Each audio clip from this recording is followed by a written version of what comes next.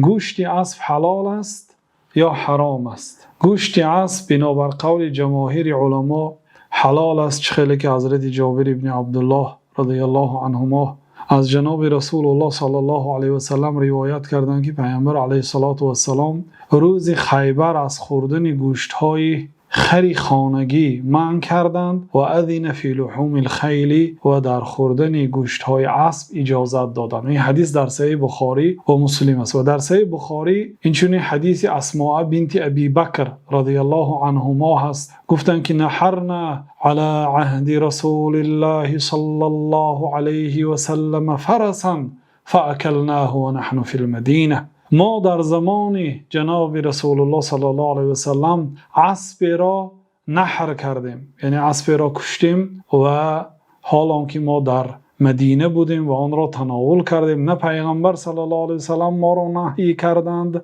و نه قرآن نازل شده از این عمل ما را منع نکرد. یعنی صراحتا دلیل به حلال بودن گوشت اسب میکند. والله تعالی اعلم.